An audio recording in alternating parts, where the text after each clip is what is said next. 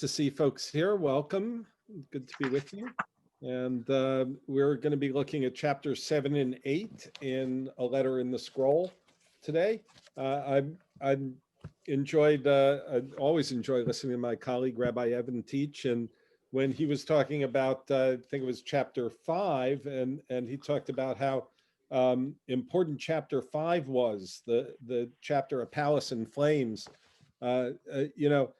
The only funny thing about that is that I was going to say the same thing about chapter 7, is that if you don't understand chapter 7, that this is the most important chapter in the book. So I think maybe what we can prove from that is that all the chapters in the book are important, and that he's making a strong argument here. But chapter 7 is called Covenantal Morality. And I think it's a really interesting chapter. And, there's certainly parts of it that you could pull out and, just excerpt from the book. And there's always, as always with Rabbi Sachs, there are just some beautifully turned phrases and some lovely teaching in here. For instance, on page 89, he talks about, says the covenantal bond is the only way of reconciling freedom with association. And so he's making this interesting point, I think, that human beings are created as individuals. I mean, it's part of what Rabbi Evan was teaching last week, that that one of the key elements of Jewish teaching is that each one of us is made B'Tselem Elohim, that every single person is made in the image of God. And Rabbi Sachs talks about how radical that idea is for the time that it was written, at a time when people understood that maybe the king was made in the image of God, that the king was even a god on earth, right? But a regular human being, no. Regular human being's not made in the image of God and doesn't have any particular meaning, right?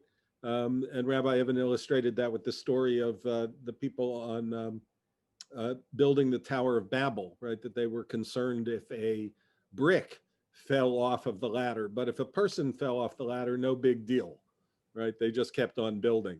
So that's clearly a society where the individual has no value and is of no importance. So the idea of B'Tselem Elohim is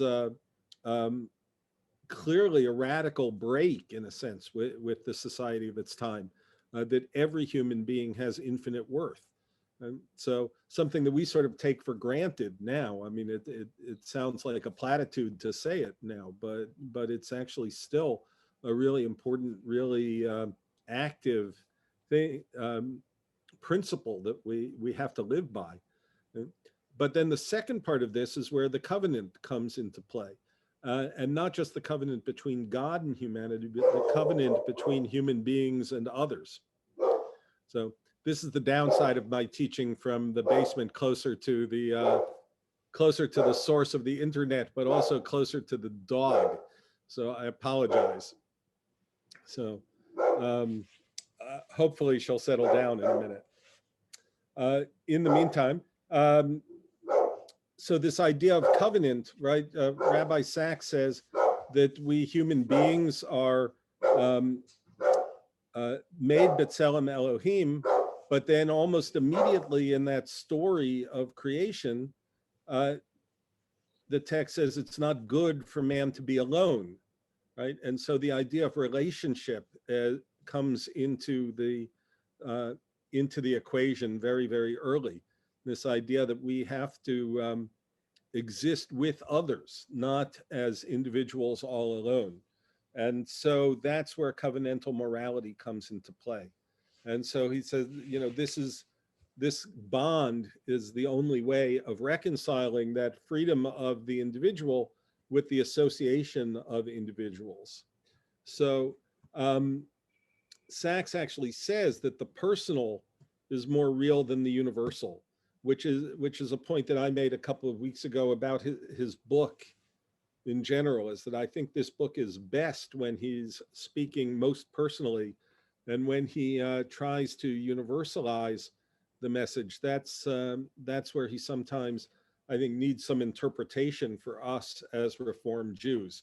That's where his orthodoxy kind of comes into play, and where he makes the world smaller than we perhaps would like. So, um, so for example, one of the places where I think his orthodoxy comes out is on page 81. So if you have the book and you're following along, you can see that here on page 81, he says, the breakdown of marriage is the beginning of the disintegration of society, a fact that virtually every civilization has learned too late. On the surface, we might find some level of agreement with that. However, I think that it reveals sort of his orthodox thinking in the world, right? So I would argue that it's better to say that any covenantal relationship is holy. So that the idea that it must be rooted in sort of that, in a way, this is that kind of um, evangelical argument that we hear from time to time, that the Bible says that marriage is between one man and one woman. Of course, whenever I hear that, these people have not actually read the Bible so much, because it's very clear that at least in the Torah, it teaches that marriage is between one man and any number of women, right? That seems to be the way they understood marriage. And so marriage is actually something that is defined by society, defined by time. It's not a God-given thing to say that marriage between a man and a woman is sort of the bedrock of society, right? As he seems to suggest here, and that the breakdown of marriage is the beginning of the disintegration of society, right? The breakdown of covenantal relationships.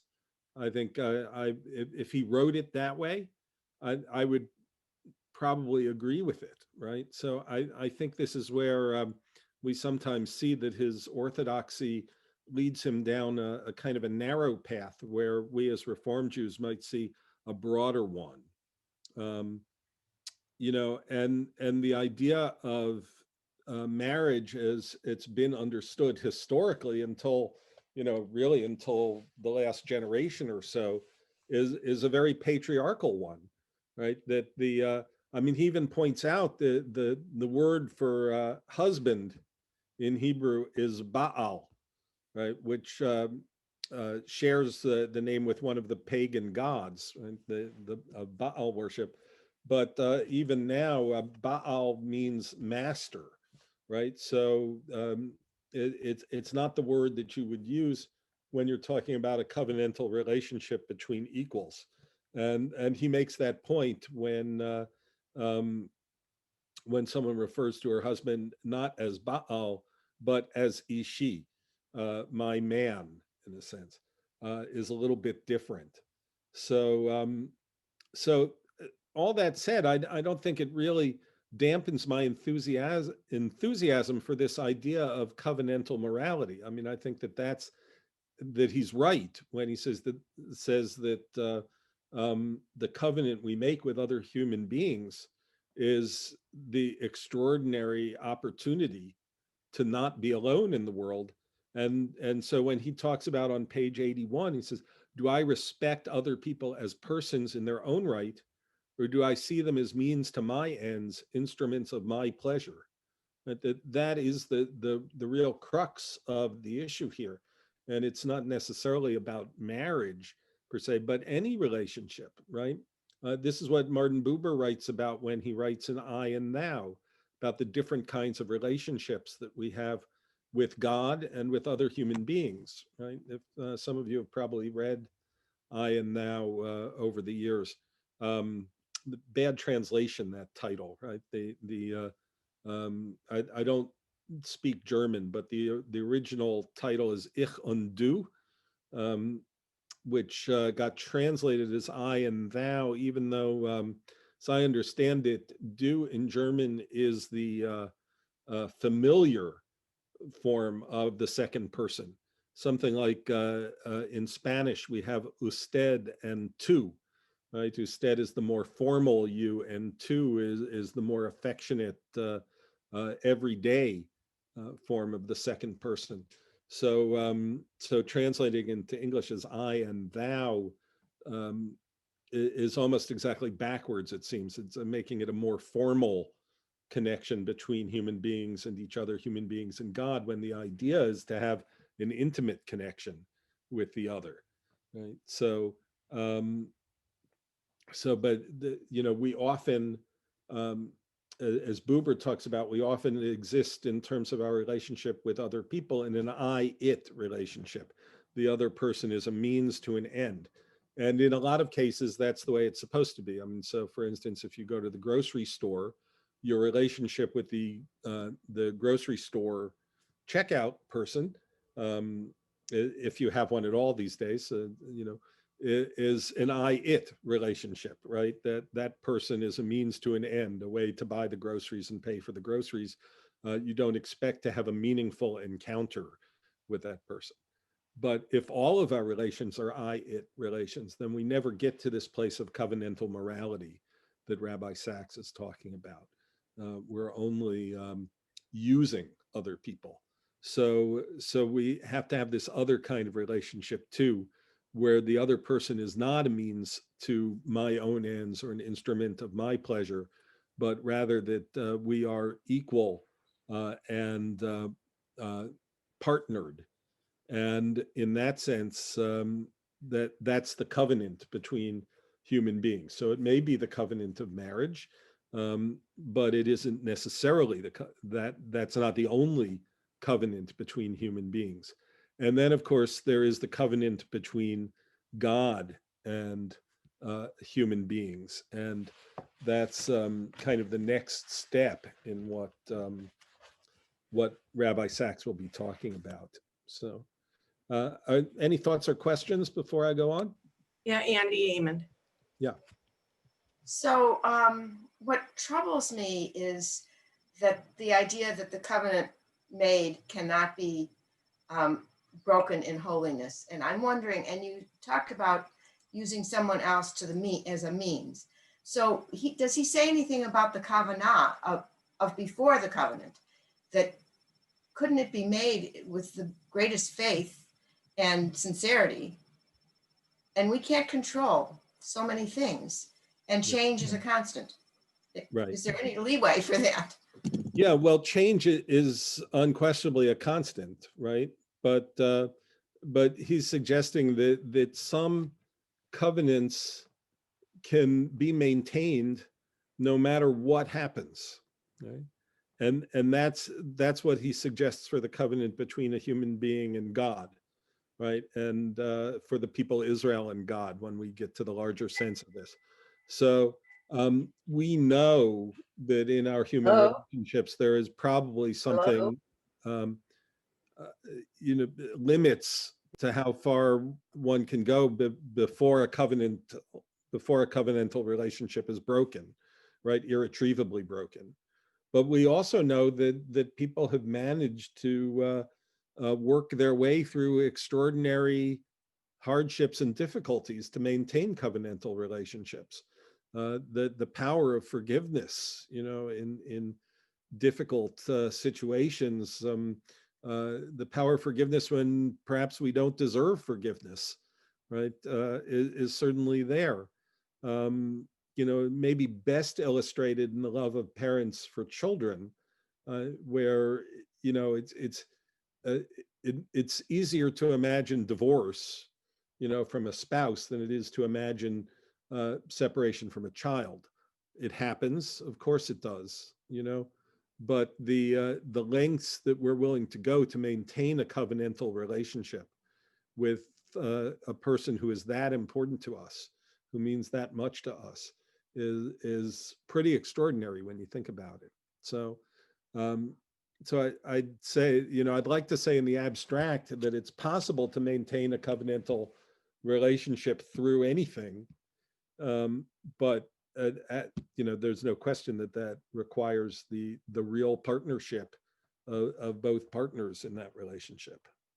So, um, and that's the model that he sees in the relationship with God, that no matter what, right, that covenantal relationship survives, which requires us to have the faith that it survives, and requires God to be there and play God's part in this. I think so that's the best I can do to answer that. Other thoughts, other questions? Meredith, go ahead. I think that one way in which we can begin to work for justice and dismantle racism and so forth is not to see even people in the grocery store in an I-it relationship, but to see each of them as being created in God's image, and therefore work much more toward an I-thou relationship with everyone we encounter, rather than seeing even casual relationships as I-it relationships. Well, I should remind you that Buber, I mean, I think you've probably read this book at some Sure. time, right? Yeah.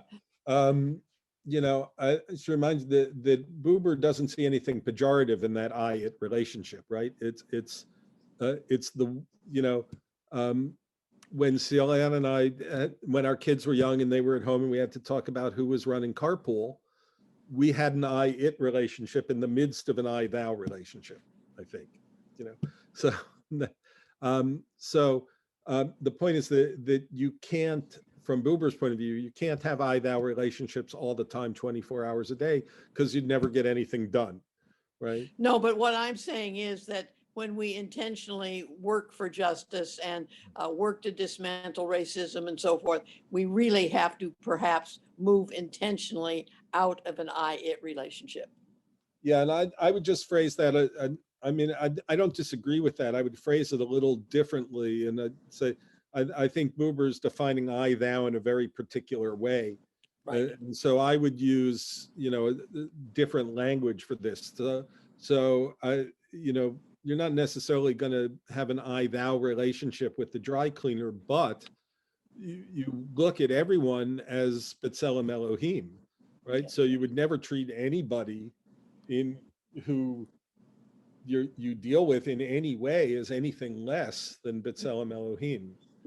Each and every one of us is made in the image of God, and the goal, even in the grocery store, as we were talking about, or any other of those kinds of functional relationships, right, is to see the face of God in the other. Exactly. So, which doesn't necessarily mean that you have to take because honestly, to take the time to have the I-thou relationship, right?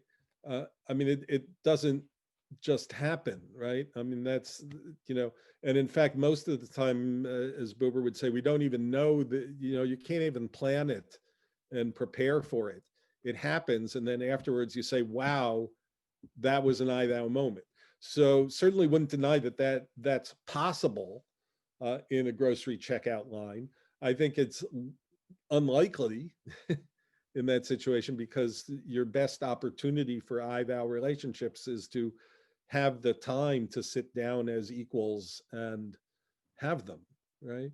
So I would just phrase it a little differently, but I think we're on the same page here. It's just, seeing the face of God in the other is something that we should, in every circumstance, right? And there are times when this becomes difficult, right?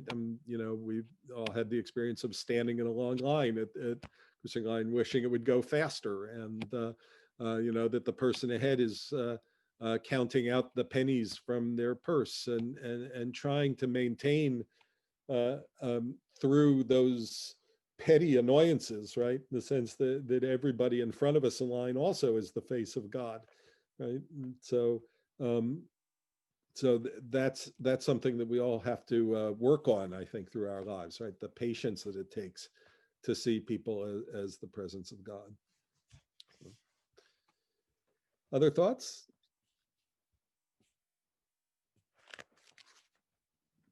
Well, I'm going to go on a little bit.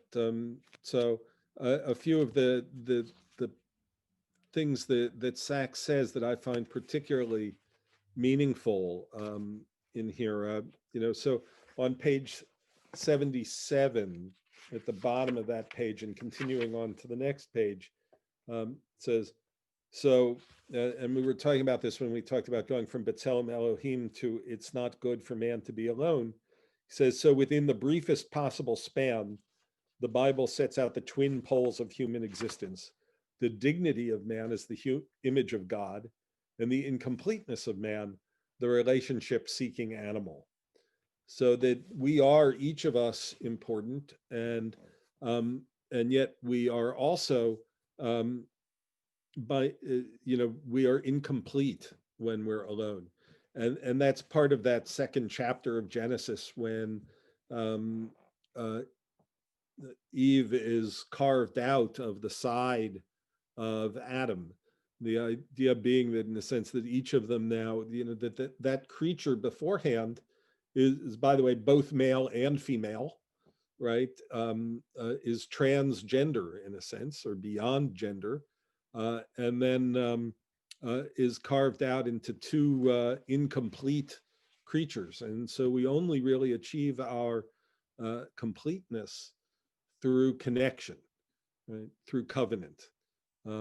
As he says on page 83, a covenant is made when free agents, respecting one another's freedom, bind themselves by a mutual promise to work together, to be loyal to one another, and to achieve together what neither can achieve alone. Okay. So, I mean, that's a beautiful definition, I think, of the covenantal relationship, right? And that's what it requires. I mean, it requires us to come to these relationships freely, to respect others' freedom, the respect that the other is made in B'Tselem Elohim, and to bind ourselves together, to work together for and be loyal to each other, and to achieve something together that we couldn't do apart. He doesn't mention this word here, but I think it's interesting to point to the word yada, to know, in biblical language, when it talks about Adam knew Eve, and we have understood that as being a euphemism for sexual intercourse. But I think it's much more than that, right? I mean, I think the verb to know, K-N-O-W, right? The verb to know somebody suggests something far beyond just a physical encounter. I think it's not a euphemism. It's a deliberately chosen word in the Hebrew lexicon to suggest that what's really going on here is intimacy, right? And it's not sexual intimacy, at least not alone and not entirely. It's also to enter into this kind of covenantal relationship with another, to truly try to know them in all aspects of their lives, right? And to understand them as their own complex individual being. I mean, that's something very special. And so for human beings, you probably can't have an endless number of these covenantal relationships. And again, it's a matter of sort of time and the openness of the heart and all of those kinds of things. So we have a handful of those in a lifetime, maybe. I mean, I may be coming at this a little bit oddly, but because research on women and men, I mean, and this is typically true. I mean, I've often asked it of my teenage students, how many friends do you have, right? And by which we don't mean how many Facebook friends do you have, right? I mean, how many people do you really count as your real and true friends? And so I guess I would argue in this context, how many people do you have a covenantal connection with? For men, typically that number is very, very small. You can count it on one hand. Women sometimes, historically, this has been true. Women have more. than men. I think that may be changing over time. I see some small change in that in the students that I work with, but not necessarily that that men are having more. Sometimes I think it's the women maybe having less than they used to. But still, I mean, you know, the number of these kind of true covenantal relationships that we can have are relatively small, right? But they're incredibly important, and lots of relationships may have aspects of them, you know, without being so completely, right? Not every one of our relationships is so completely drawn as what he said, repeat it, when free agents respecting one another's freedom bind themselves by a mutual promise to work together, to be loyal to one another, to achieve together what neither can achieve alone. Right? That's a tall order in some sense. It's what we aspire to, but it's not necessarily something that we can do in every case all the time. But it is the building block of everything. Any thoughts or questions? Folks are very quiet today. Rabbi, Yes. it's Marilyn. I have a thought. It's not my thought. It's Rabbi Sax's thought, and it's on page 79, and where he says, man must pronounce the name of woman before he pronounces his own name. He has to recognize the other before he can recognize himself. He has to say thou before he can say I. And only by recognizing the other as bone of my bone, flesh as my flesh, as you had said, we discover ourselves. And it's only after they leave the Garden of Eden that he then changes the name and gives her name and calls, instead of woman, he calls Eve. Yeah, that's 'Cause right. then, yeah, when they leave the garden. So could you Yeah. share a little bit about that? Yeah, so I mean, the story is complicated. He also talks, I think, doesn't he talk about God creating clothes for them? Yes. And Yeah. so he creates, with Right. their shame, he then shows them love by creating them clothing. Right. So, you know, every nuance of this story is something that our commentators have commented on over the centuries. You know, I mean, it's an incredibly rich text, even though it's relatively brief. Right, we're talking about the first couple of chapters of the book of Exodus. Considering before long we'll start reading about the building of the tabernacle, and that takes, you know, half the book of Exodus, right? But the story of creation, the story of the creation of the human being, it's essentially one chapter. Right? But so every word can be read and interpreted and understood in a lot of different ways. But so he's making a point here about some of the language in Hebrew, right? That the word for man is ish, the word for woman is isha, so you can't say the word ish. You can't say isha without also saying ish, and vice versa, I think is his And point. I think he also talks about how it's not used, like it's first Adam that's used, and not till Eve comes along is Right. it Ish and Isha. It's such an interesting argument, but it's kind of it seems a little bit stretched sometimes. I think this one, you know, but I also like how he talks about Ezer Kenegdo, the idea there's all kinds of words that signify. I think the larger point, right, is as you said, Rabbi Ike, is that it's about human relation. We can't, in a sense, man is a social animal. We're social animals, and that in a way, Adam is not fully human until Eve also comes along. I think that's his larger point, right? Right. Yeah, I agree. And so I was starting to get it, you know, so what is he before that? Right. So in a sense, he's not really a human, you know. He's Earth, Yeah, Adam. right. Yeah. Right. I mean, it's it's such an interesting, the Kabbalistic thing about the clothing, right, is that when Adam and Eve leave the garden, God makes skin for them, right? That prior to, prior to leaving the garden, they're not really human the way we think of humans, and certainly that first creature that's created male and female, that is the one that's described as being B'Tselem Elohim, right, is not quite us, right, until we leave the garden. So I think it's the Kabbalists too think of it as we're not fully human until we discover another. So, which is, I think, certainly when he says he has to say thou before he can say I, is referencing the Buber.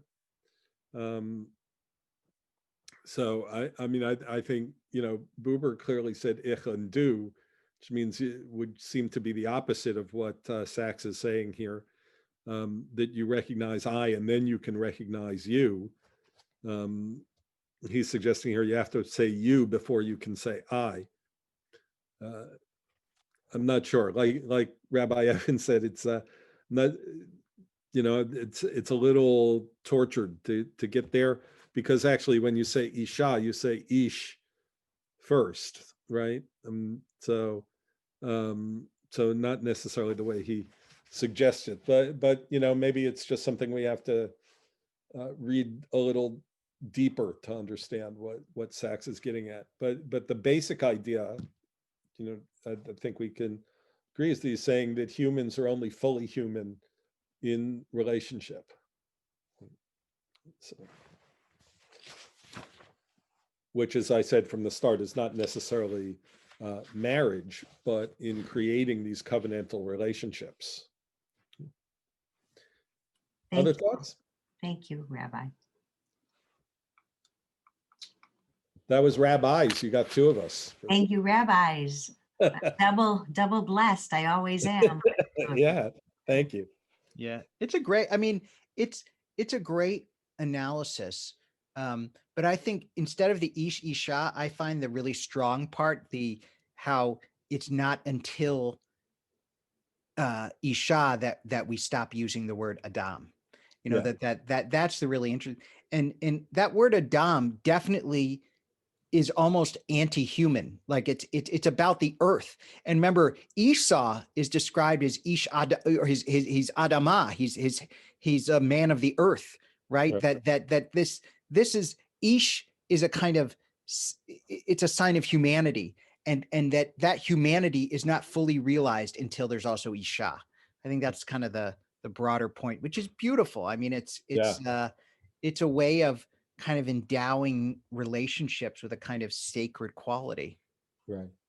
Which is exactly what he's after, I think, right? I mean, that's the whole idea of covenantal morality, is that, when we enter into that kind of relationship with another, that's holy, right?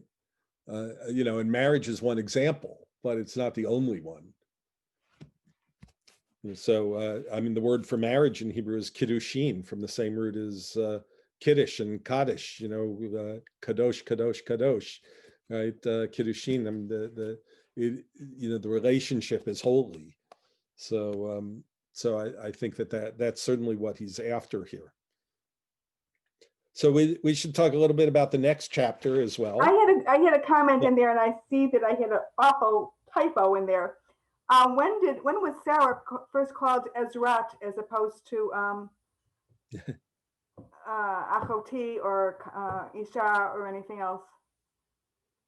Remember, at least in our prayers, we say Ezrat Sarah, his helper. All right. So that's interesting. I don't actually know if that's a biblical term. I mean, it's it's in the Avot v'Imaot, the language that was created was to find a parallel to what is it, Magain, right? A shield for Abraham. So Ezrat Sarah is and the helper of Sarah, Right. So it's a kind of, trying to create a synonym, I guess, for Sarah, to Magain. So God is the shield of Abraham and the protector of Sarah. So that's a little different than the Ezrat Nashim, right? The women's section at an Orthodox synagogue, right? The set up for the protection of women, kind of. So, but I think that may be where it comes from. Evan, do you know, is there a biblical thing to Ezrat Sarah? No, I don't know. That's an interesting Yeah. question. Yeah, it's one of Um, those kind of concordance type questions. Yeah. Chances are there is something, but I'll have to look it up. Yeah. Maybe so that was no help, right? Well, it was okay. Yeah, sorry.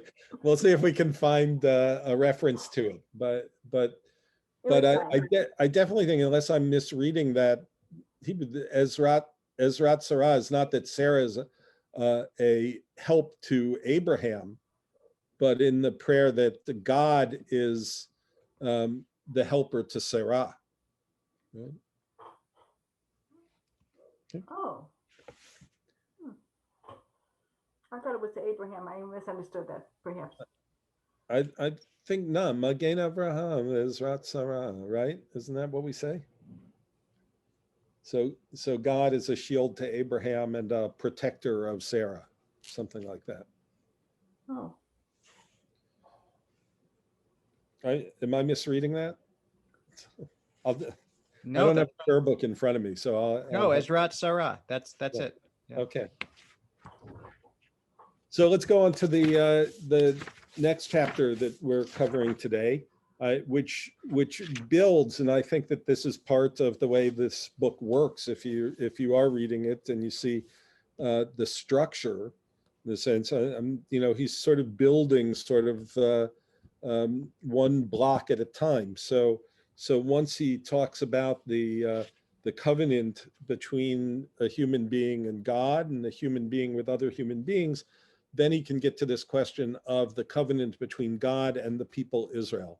So, which is sort of a particularism, right? I mean, he wants to make a case for this idea of chosenness, which is difficult. It's read in a lot of different ways by a lot of different people, and has certainly been the source of a lot of hatred directed towards the Jewish people, for calling ourselves chosen, in a sense. That this has been one of the things that has caused enmity to the Jews. And particularly when it's perceived as if we see ourselves as being better than others. And that's, I think, not the intention of the term chosenness. And certainly when he talks about it, that's not what he has in mind with this term chosenness. He starts with a quote, to quote a phrase from Isaiah Berlin.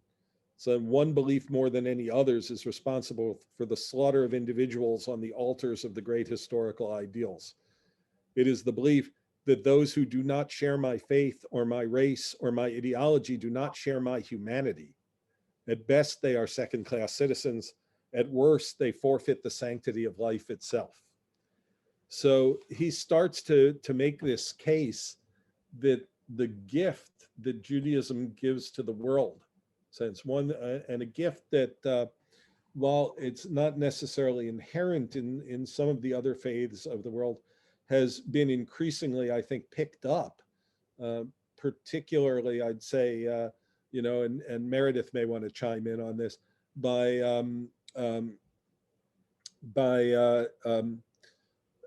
Christian tradition, particularly, the mainline Christian traditions, the Protestant traditions, the Catholic tradition too. This idea that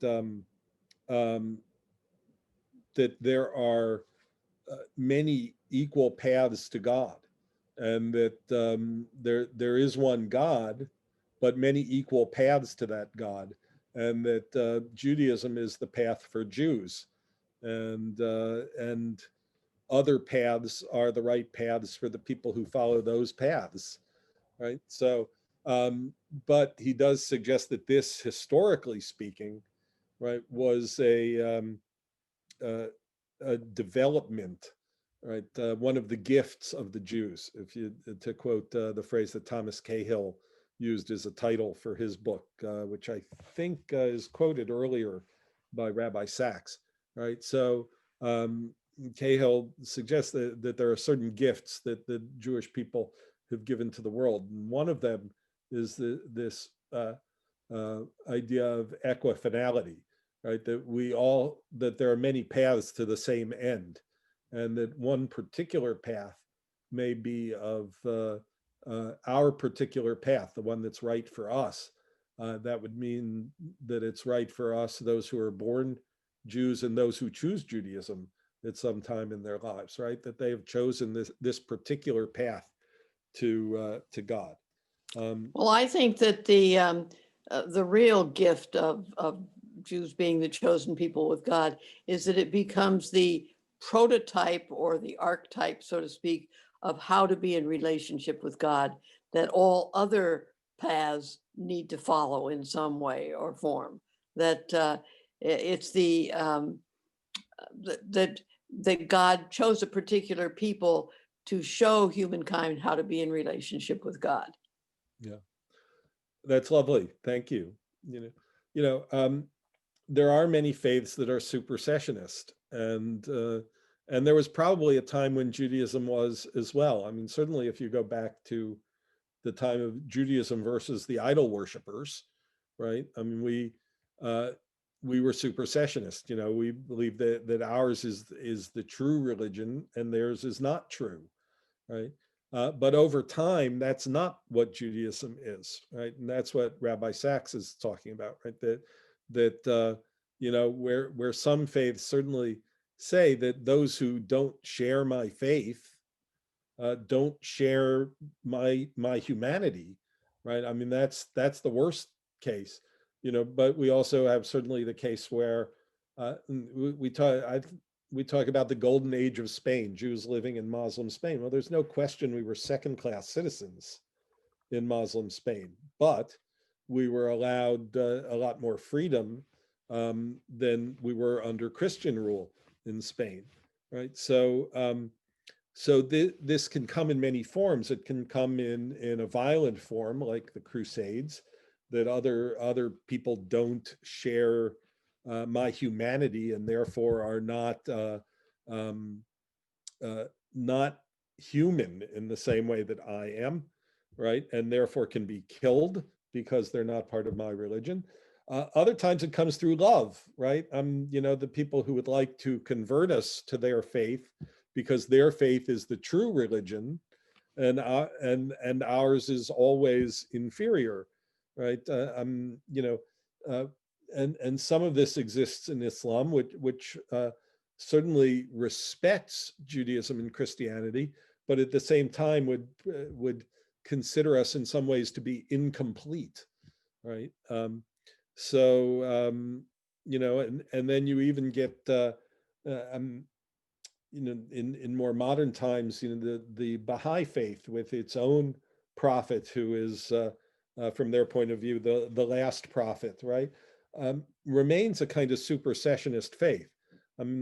We are all, those of us who have not yet been enlightened by the Bab are incomplete, right? Well, I think that certain brands of evangelical Christianity, which bother me the most, are those that say it's my way or the highway. Namely that unless you have been saved according to their definition of what it means to be saved, then you are damned to eternal hell. And I think so that the supersessionist feelings still persist, unfortunately, in some branches of Christianity. Yeah. Yeah. Well, and to those folks, you as an Episcopal priest and me as a rabbi, we're in the same boat, because we haven't been Right. saved exactly the way they want us to be saved. Right? Exactly. So that my earlier point was that I think that folks like you and the Episcopal Church, has evolved the same kind of idea as Judaism has, of many paths to the one God, right? And so we're not looking to change anybody's path, but But if so you're going to talk about paths, I think you have to talk also about the root of that path, or the starting point of that path, which I think certainly for me and for many who share my faith, is that root is Judaism. Yeah, well, thank you. Yeah, and so that's Thomas Cahill's point about the gifts of the Jews, and I think it's Rabbi Sax's point too, is that, and I've heard Rabbi Evan, I've heard you use the phrase "a canary in a coal mine" too, right, to refer to Jews, and I think there's a lot of truth to that, um, that it's a culture that's necessary to show the humanity of the world, right, in a certain sense. Yeah, I think that's really in the Dignity of Difference, right? Where he says that to be chosen means to be different, and Yeah.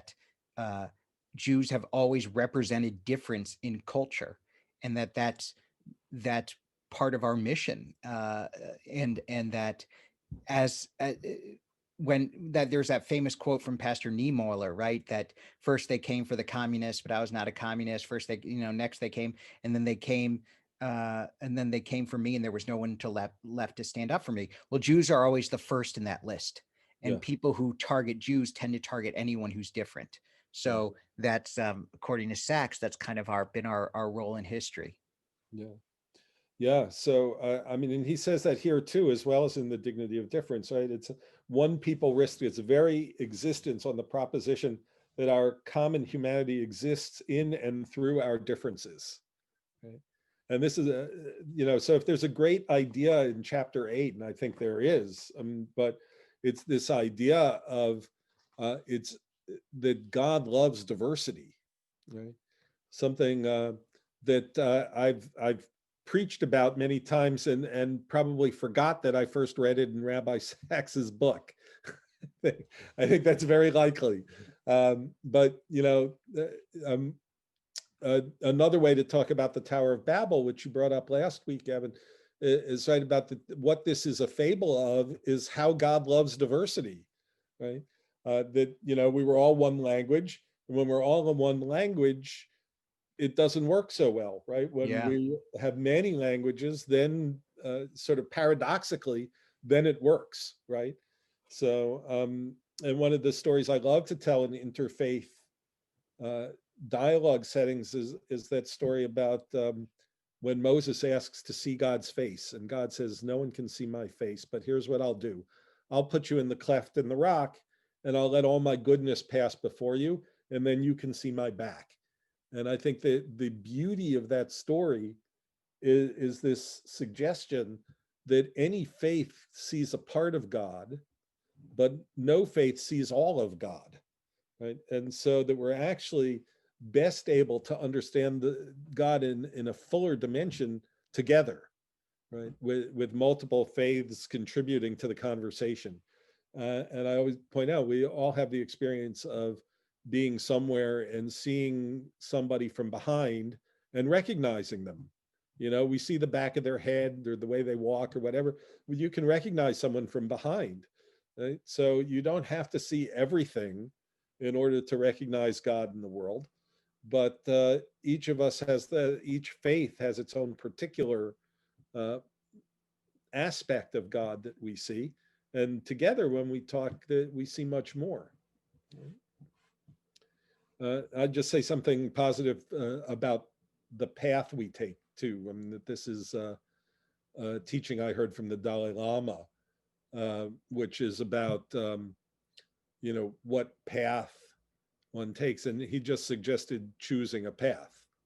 And it says that if you try this path and then that path and then another path and then still another, you'll get there, but the trip is slower. Right? So his advice to religious seekers was to choose a path. So it's worth thinking about.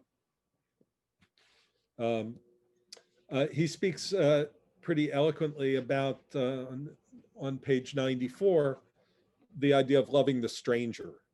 So that more than we're told to love our neighbor, right, we're told to love the stranger. I mean, tradition tells it 36 times in the Torah we're supposed to love a stranger. And Sachs says a stranger is one we are taught to love precisely because he is not like us. A world that cannot live with strangers is a world not yet redeemed.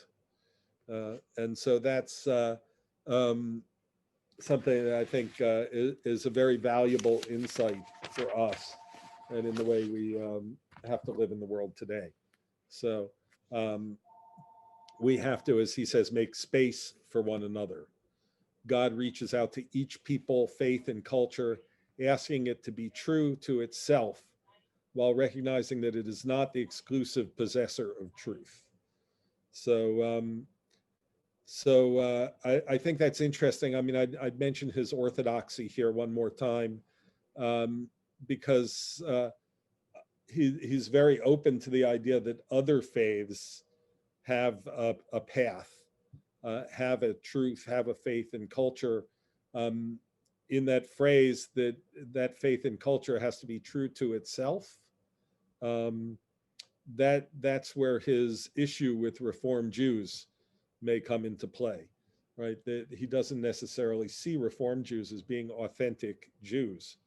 That it's up to us to live this sort of idealized, authentic Jewish life, and not necessarily the one that is personally meaningful. So I think that's worth noting. He gives a lot of space for the other of other faiths, but not necessarily the other within Judaism. But we just have to interpret it our own way when we read it, I think. So we're coming to a close here. If you have any thoughts or questions.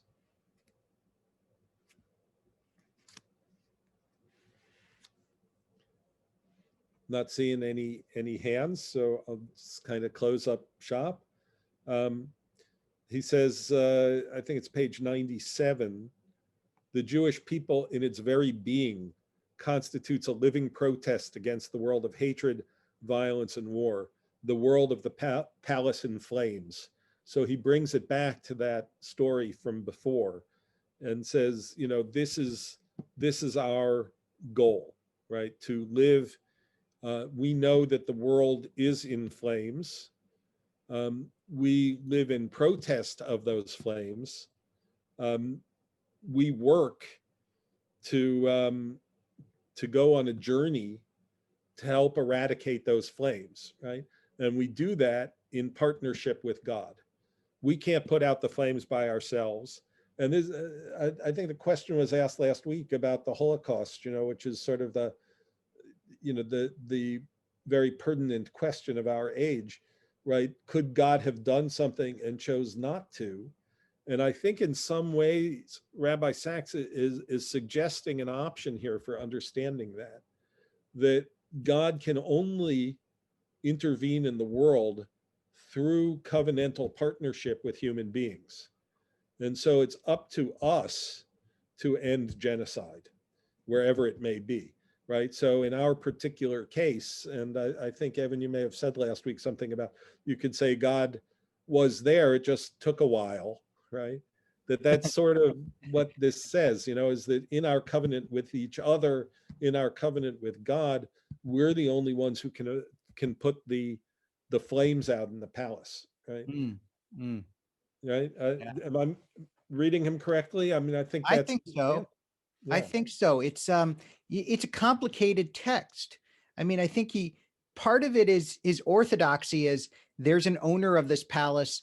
The reason that it's on fire, Sachs sort of says it's because God gives human beings free will, but that means God is still all powerful and chooses to allow human beings to destroy the world. So in some ways you have to accept a kind of orthodoxy that in some ways God could stop what's going on, but God chooses not to.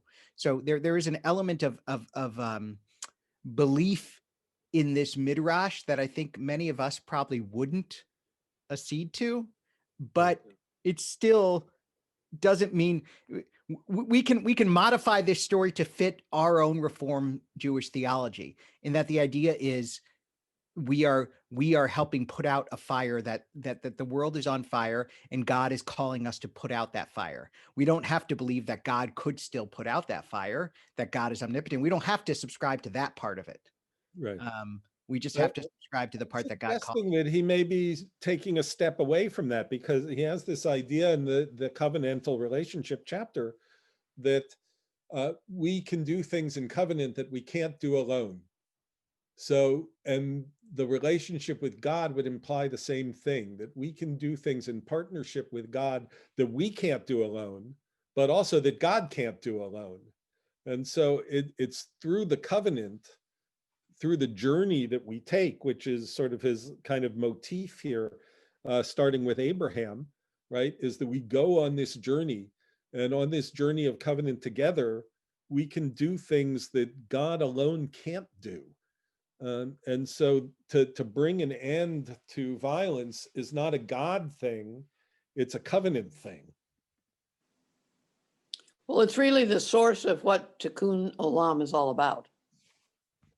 Right. I mean, I think it's a very radical idea in a sense, right? I mean, because of what Evan was saying, it's a radical idea to come out and say, God is, it's not that God chooses not to do something, it's that God creates a structure in which this can only be done when we do it together. Nice. Right. Yeah, that's good. That's really good. So let's leave it there, I think. It's 2:59. So All right. thanks, everybody. We'll see you next time. Thank you. Thank you. It's terrific. Bye. Thank you. Thank you, Rabbi. Good. Thank you. Thank you, rabbis. It was great. Thank you, rabbis. See you all. Have a good day, everybody. You too, Holly. Sound was better all the way through, Holly? Oh, much better. Yeah. Perfect. All right. I guess I'll be Perfect. teaching from the basement. Other than the dog, it worked out okay. Thanks. Thank